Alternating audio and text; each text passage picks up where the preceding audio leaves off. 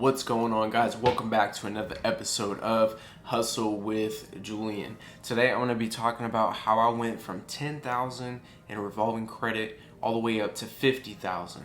This process took me about 10 months to repair my credit and rebuild my credit to the point to where it was in a good position to be able to apply for these credit cards. When I was actually able to apply, it literally took minutes to be approved for over $30,000. My first round of applying, I got $32,000. $20,000 was personal and $12,000 was in business credit. How I repaired my credit, the first thing I attacked was the late payments. I started sending out goodwill letters to get those late payments taken off. I had results with Capital One. Unfortunately, I can't say I had results with any other establishments. Wells Fargo, I didn't have any luck. Bank of America, I didn't have any luck. But Capital One, I was able to get 4 late payments removed. Other than the late pays, I did have one collection that was delinquent, and it had been in collections for I believe about 2 years, and I had disputed that collection for 4 months with the 609 letters, and unfortunately I wasn't able to get any results. So what I ended up doing is just paying it off because I didn't have time to waste. I couldn't wait another potentially 4 to 6 months to get results. Not saying it couldn't have been disputed and eventually came off. That is a possibility, but it did not work out fast enough for me, and I needed to get it gone, so I just paid for the collection. And when it comes to disputing collections, guys, not every single collection that you have or charge off that you have is going to be able to get removed. Sometimes they don't get removed. Sometimes you just have to suck it up and pay it. And if you do pay it, just make sure you have a pay for deletion letter. If they're not going to give you a pay for deletion letter, it's almost like you might as well just not even pay because it's going to be on your account anyways. The third thing I did was add on authorized users. Now, I thought about going out there and purchasing an authorized user, but at the end of the day, it just seemed a little too sketchy for me. I really didn't trust any of the sites that people were recommending, and it just didn't really seem legit. It seemed very costly and just a temporary fix, just a band-aid, and that's really not what I wanted. So that's why I chose to repair and rebuild my credit first.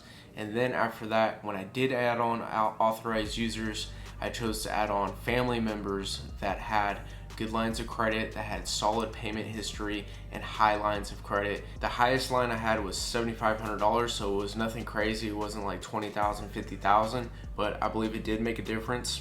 And one of the best things about adding on an authorized user is it improves your overall history. And when you add on those authorized users from family members, you don't have to worry about your information getting jacked, getting stolen, your credit getting hijacked, or any of that stuff. You can feel comfortable knowing that you added on someone that you know and trust, and you're going to be able to hold on that authorized user for as long as possible, life potentially, and that's a lot better situation to be in than just adding somebody random that you don't even know. The fourth thing I did was establish a relationship with Navy Federal Credit Union.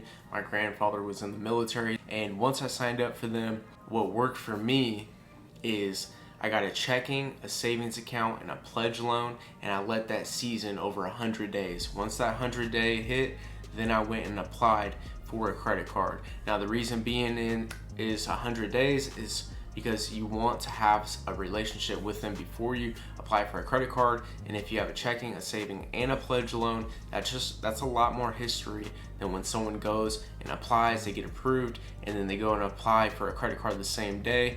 I just think your chances of getting a high limit are probably better if you wait for your account to get seasoned and you have multiple relationships like a checking, a savings, and a pledge loan, and authorized user. If you happen to know somebody who refers you, that's a plus too. I think that's the best way to go about it. Is it a for sure bulletproof technique? No, but I think it works. It worked for me, and I'm gonna try it soon here with my fiance and another family member, and we're gonna see if this method really works as good as I think it does, and can it work with other people who aren't me? Because when it comes to credit, a lot of this stuff just depends on a case-by-case basis. I want to see if I could really get some type of method down that really works for multiple people. We're going to find out here real soon.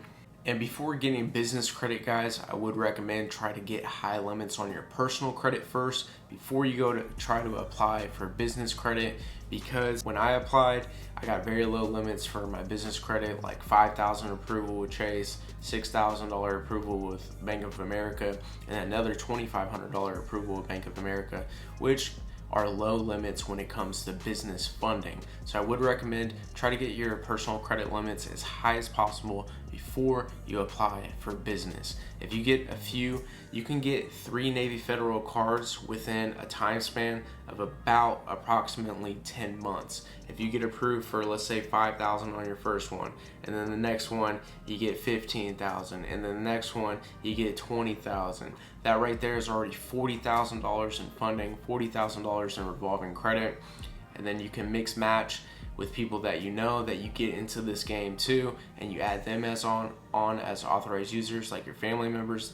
They add you on as an authorized user, and before you know it, you have like $250,000 in revolving credit. That's exactly how I went from $10,000 to $50,000 in revolving credit. $20,000 was personal, $20,000 was business.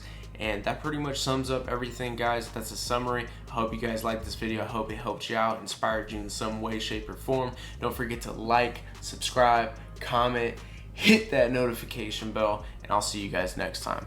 Peace, and stay hustling.